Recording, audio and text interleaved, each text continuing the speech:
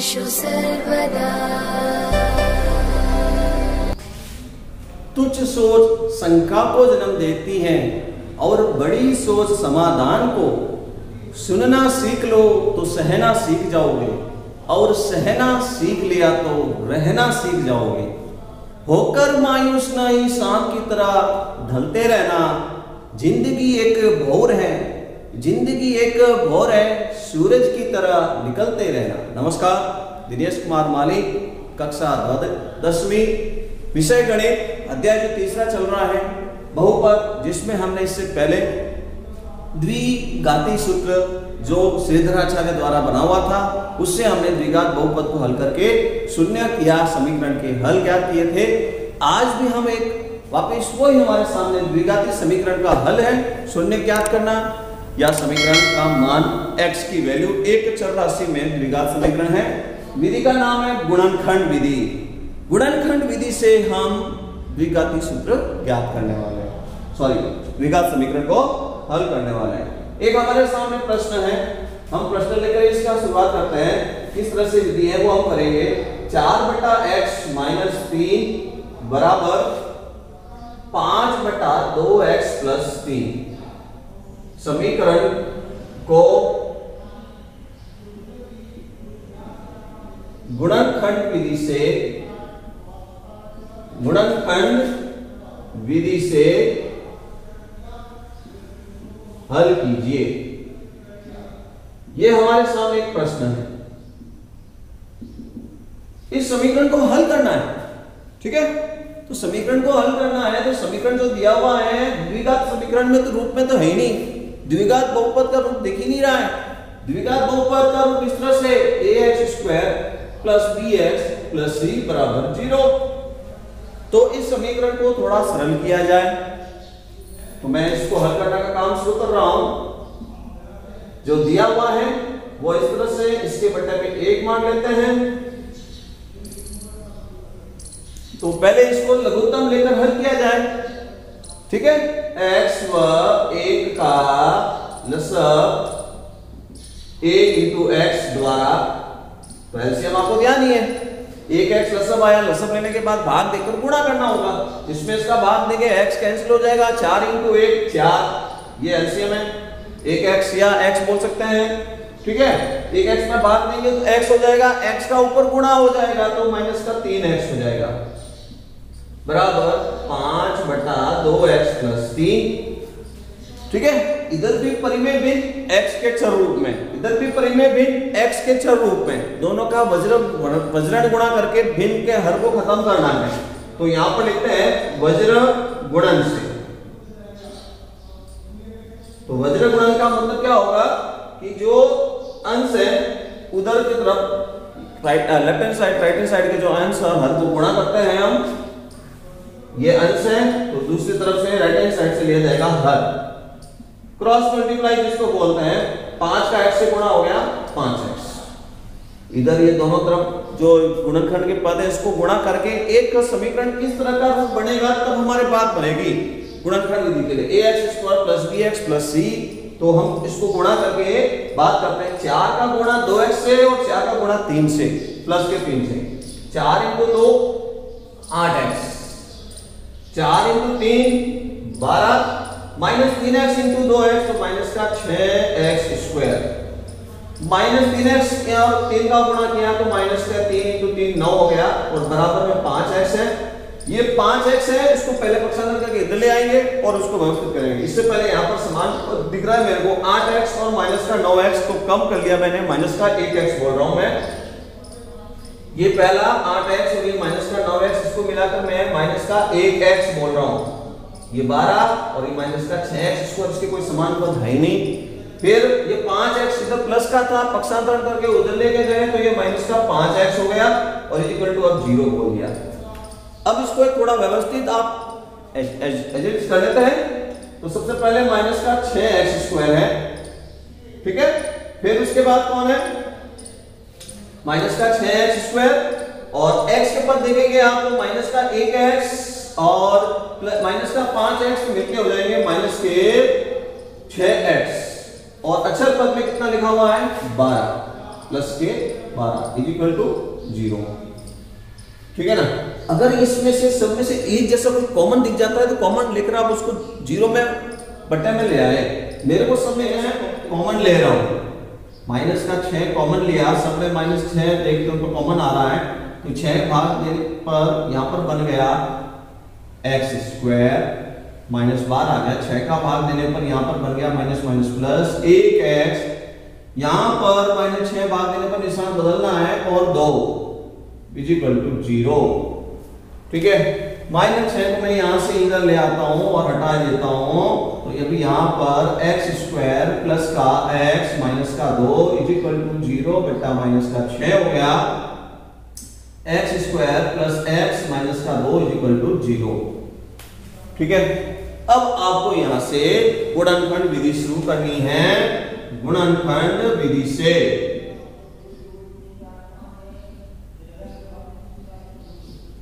तो क्या होती है गुणनखंड विधि? गुणनखंड विधि में हम काम करेंगे, ये जो पद है इस तरह का है ax square plus bx plus c, तो इसमें हमको समूहन विधि का प्रयोग करना है। दो दो के पद के समूह लेकर उसमें से कॉमन लेना है। तो यहाँ पर 3 पद है, मध्य वाला पद है, इसके समायोजन करके 2 भाग करेंगे। किस तरह से करना है? इसके लिए एक विधि होगी कि आपको मध्य वाला पद है उसको इस तरह से अवस्थित करना है, गुणा करने पर चाहिए a इंटू सी AC, जोड़ने पर चाहिए मध्य वाला पद b। ये हमको गुणनखंड विधि में याद रखना है। 3 पद द्विघात बहुपद है, मध्य वाले पद के 2 भाग करके समूहन विधि 2-2 के पद समूह लेकर कॉमन लेंगे, यही गुणनखंड विधि है। तो अब यहां पर आप जो देख रहे हैं कि आगे कुछ नहीं तो 1 लिखा हुआ है, तो गुणा करने पर हमको चाहिए इस मध्य भाग करने के लिए 1 इंटू -2 माइनस का 2, जोड़ने पर इसका कुछ नहीं लिखा हुआ तो 1 मान सकते हैं, तो जोड़ने पर प्लस का 1, तो ऐसे नंबर लीजिए। गुणा करने पर चाहिए -2 और जोड़ने पर आए 1। ठीक है, तो 2 एकम 2 या 1 इंटू 2 यही होता है। तो क्रम में कोई 1 लिखना है। प्लस का 1 कब होगा कि जब जोड़ेंगे नंबर तो प्लस वाला नंबर बड़ा होगा तो प्लस का होगा। तो ये जो नंबर है यहां पर ऐसा लिखना चाहिए -1 और प्लस का 2, तो ये गुणा में तो -2 हो गया। अगर आप इसी नंबर को जोड़ेंगे, अगर इसको जोड़ेंगे तो ये तो बन रहा है -1, जोड़ने पर अपन को तो ये चाहिए, तो ये तो गलत हो गया। इसको जोड़ के देखिए कि -1 और प्लस का 2, तो जोड़ने पर प्लस का 1 आ गया। तो ये समूहन विधि से 1x को आपको 2 टुकड़े करके समूह विधि में बांटना है। तो 1x की जगह अब ये लिखा जाएगा, ठीक है ना। तो 1x स्क्वायर माइनस का 1x प्लस का 2x, यहां पर इसके समूह भाग कर लिए मैंने 2, माइनस का 2 इज इक्वल टू 0। समूहन विधि लेनी है, 2-2 के पद बनाने हैं। इन दोनों में से कॉमन कौन कि 1x कॉमन, 1 लिखना अनिवार्य नहीं है, समझने के लिए लिखा था। x कॉमन आ गया तो x -1, x स्क्वायर भाग दिया x into x upon x cancel हो गया, x रह गया। -1x में x का भाग -1, इधर दोनों में x तो चर कॉमन नहीं दिख रही है परंतु 2 कॉमन दिख रहा, प्लस का 2 common, x -1 is equal to 0। तो x -1 दोनों में समूह विधि से कॉमन आ गया, तो शेष रह गया x + 2 इज इक्वल टू 0। 2 गुणनखंड दिख रहे हैं, तो x -1 is equal to 0, x बराबर 1, x + 2 is equal to 0, x बराबर -2, x बराबर 1 व -2 यहां जो समीकरण था उसके आंसर हैं। ये इसके 2 शून्य निकल रहे हैं इस समीकरण के लिए, x बराबर 1 व -2। ठीक है, एक और प्रश्न करेंगे समझने के लिए, ध्यान दें आप।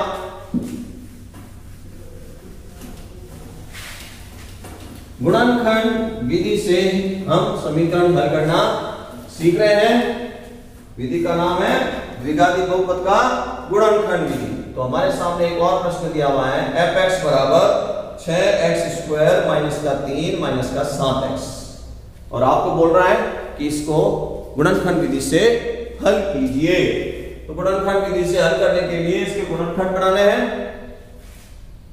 ठीक है, गुणनखंड कीजिए। तो क्या करेंगे हम, ध्यान देंगे आप सभी, पहले इसको द्विघात बहुपद में जमाना है। द्विघात बहुपद में सबसे पहले घात 2x की, फिर उसके बाद एक पद x का होना चाहिए, माइनस का 7x पहले होना चाहिए और माइनस का 3। तो अभी हमने जो पढ़ा था कि समूहन विधि का प्रयोग करना है, ये जो मध्य में जो पद है इसके 2 भाग हो जाएं, माइनस का 7x। तो कैसे किया जाए, तो उसके लिए हमने कहा था कि गुणा करने पर a और c को देखना है, 6 इंटू -3 माइनस के 18। तो अभी आप जिसमें भी 18 गुणनफल में आता है वो आप लिखते जाइए, 1 इंटू 18, 2 इंटू 9 18, 3 इंटू 6 18, बाकी क्रम इन्हीं में है, एक बार हमको लिखना है, ठीक है। जोड़ने पर क्या चाहिए, मध्य में जो लिखा हुआ है वो जोड़ने पर चाहिए, जोड़ने पर चाहिए हमको माइनस का 7। तो माइनस का कब होगा जोड़ने पर, कि जब दोनों नंबर में से एक नंबर बड़ा होगा माइनस का, दोनों नंबर में से एक नंबर बड़ा होगा माइनस का। तो अभी हमने जो यहाँ गुणनफल के अंदर जो बड़ा नंबर होना चाहिए वो माइनस का होना चाहिए, तो मैं माइनस बड़ा माइनस बड़ा माइनस बड़ा, इसलिए मैं 18 को माइनस का कर रहा हूं। अब यहाँ गुणा करने पर ये माइनस के हो गए सब, ठीक है। इसके अंदर भी यही काम कर ले आप कि माइनस का 6 और ये 3, ये माइनस के 18 हो गए। अब इन नंबरों में से जोड़ना है, जिसको जोड़ने पर -7 आ जाएंगे वो -7x की जगह लिखा जाएगा, ठीक है। तो मैं यहां से जोड़ना शुरू कर रहा हूं, मैं माइनस का 6 प्लस का 3 माइनस का 3, ठीक है, 1 और प्लस का माइनस का 18 में है तो माइनस के 17, 2 और प्लस का -9 है तो ये हो गया माइनस का 7। तो ये हमारे सामने आ गया, तो -7x को हटाकर 2x और माइनस का 9x लिखा जाए, ठीक है। इसी विधि को कहते हैं हम गुणनखंड विधि, गुणनखंड विधि से। तो fx इक्वल टू, हम ये यहां पर मैं लिख रहा हूं 6x² माइनस 7x की जगह मैं यहां फिट कर रहा हूं माइनस का प्लस का 2x और माइनस का 9x और माइनस का 3। जो मध्य में माइनस का 7x था इसको 2 पद में विभाजित करना है, समूहन विधि का प्रयोग करना है, 2 पद में से जो कॉमन आए वो कॉमन निकालना है। 6 का गुणनखंड 2 इंटू 3, 2 इंटू 1 तो 2 कॉमन दिख रहा है, दोनों में चर राशि x इंटू x, तो x भी कॉमन दिख रहा है, 2x कॉमन लाया, भाग दिया तो इसमें रह गया 3x, 2x में 2x का भाग दे दिया तो प्लस का 1, दोनों में माइनस दिख रहा है तो माइनस भी कॉमन आएगा, चर राशि इधर नहीं है तो चर राशि कॉमन में नहीं आएगी, 3 इंटू 3 9 होता है तो 3 दोनों में से कॉमन दिख रहा है, 3 कॉमन ले लिया, माइनस का 3 और भाग देने पर 3x माइनस माइनस प्लस हो गया और 1। जब भी समूहन विधि बनाएंगे, जब भी यहाँ पर इसको विभाजित करेंगे माइनस के 7x को ऐसे समायोजन करना है, जब भी हम करेंगे समूहन विधि में यहाँ पर दोनों में एक जैसा गुणनखंड दिखना चाहिए, कोष्टक के अंदर 3x प्लस 1 3x प्लस 1 दोनों में कोई चिन्ह भी परिवर्तन नहीं होना चाहिए। तो दोनों में समान पद में से पुनः 3x प्लस 1 कॉमन आ गया, तो इधर से 3x प्लस 1 कॉमन आया तो इधर से रह गया 2x, 3x प्लस 1 कॉमन बोल दिया तो इधर से रह गया -3। ये इसका गुणनखंड बन चुका है। अब आपको बोले कि समीकरण को हल कीजिए तो बराबर 0 होगा, तो a गुणनखंड का आंसर इससे निकलेगा 3x प्लस 1 बराबर 0 करके, ठीक है। अगर समीकरण हल कीजिए तो गुणनखंड कीजिए, गुणनखंड हो गया है 3x plus 1 is equal to 0, 2x minus 3 is equal to 0, 3x बराबर -1, x बराबर -1/3, ठीक है, 3x बराबर 3/2। ये प्रश्न में कि समीकरण हल कीजिए तो ये करना है, गुणनखंड कीजिए तो इतना ही है, ठीक है। समझते हुए लिखिए। अभी हम और करेंगे प्रश्न। तो एक और हमारे सामने प्रश्न है, वर्गमूल 3x² प्लस 10x प्लस 7 वर्गमूल 3x बराबर 0 गुणनखंड विधि से हल कीजिए। तो एक बार पुनः द्विघात बहुपद हमारे सामने तो गुणा करने पर मध्य वाले पद 10x के समूह विधि के लिए 2 भाग करने हैं। तो गुणा करने पर गुणनखंड विधि के लिए काम करेंगे हम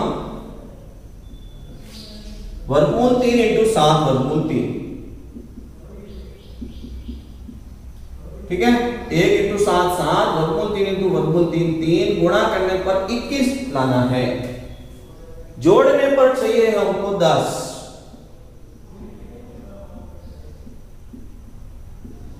प्लस के 10, जोड़ने पर प्लस के 10।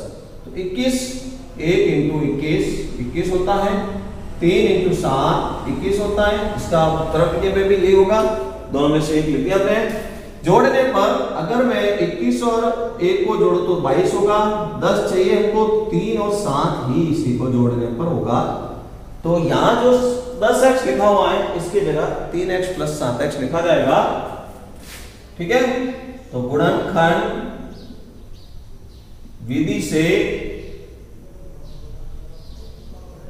जो प्रश्न में दिया हुआ है मध्य पद के 2 भाग में मैं लिख रहा हूं 3x प्लस 7x प्लस 7 वर्गमूल 3x। यहां पर जो प्रश्न में दिया हुआ है उसमें कुछ अपरिमेय संख्याओं को प्रयोग में ले रहा है।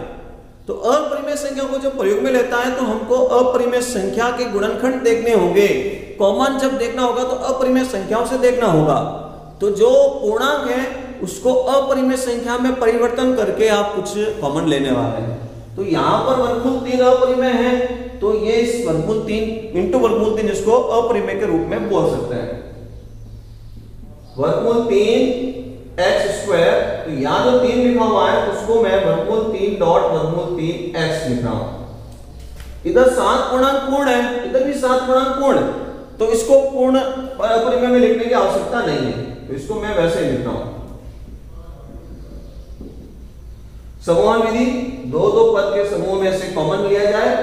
पहले वाले 2 पद में से कॉमन आ गया वर्गमूल 3x कॉमन, वर्गमूल 3x कॉमन आया तो यहां रह गया शेष x। ठीक है, वर्गमूल 3x कॉमन आया तो यहां क्या रह गया शेष, एक वर्गमूल 3x भाग दे दिया तो पीछे रह गया शेष में वर्गमूल 3। भाग देने पर ये भाग आया 7x, 7 into under 3 into x। तो यहां पर यहां x नहीं है, अंत वाले पद में x नहीं है। ठीक है, केवल यही है x। अब यहां पर देखेंगे आप 7x प्लस 7 वर्गमूल 3, तो इसमें से कॉमन देखिए आप तो केवल 7 ही कॉमन आएगा। क्या कॉमन आएगा, 7 कॉमन आ गया, तो यहां केवल रह गया x और ये प्लस में 7 तो बाहर ले लिया, वर्गमूल 3 इक्वल टू 0। समूहन विधि बनाने के बाद जब भी कॉमन दिखते हैं तो कॉमन दोनों में एक जैसा होना जरूरी है।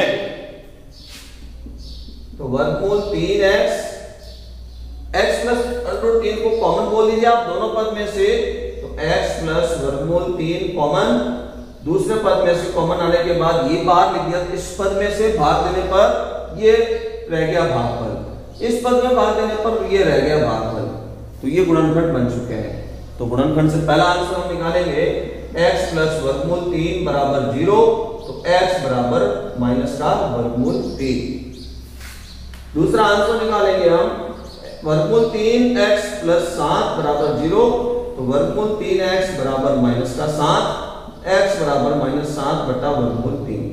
तो अतः x बराबर माइनस का वर्गमूल 3 व माइनस का 7 बटा वर्गमूल 3 अपना आंसर है। तो इस तरह से हम जो आज पढ़ रहे थे गुणनखंड विधि, द्विघात बहुपद का गुणनखंड, जिसके लिए ax square plus bx plus c बराबर 0, तो गुणा करने पर a इंटू सी गुणनफल के रूप में, जोड़ने पर मध्य वाला पद चाहिए b, जो मध्य में x का जो पद होता है उसके 2 भाग हो जाते हैं। समूहन विधि बनाकर 2 पद के समूह से कॉमन लेकर 2 गुणनखंड बनेंगे। दोनों गुणनखंड के आधार पर हम 2 शून्यक आंसर निकाल सकते हैं। समझ कर लिखिए और अभ्यास करेंगे।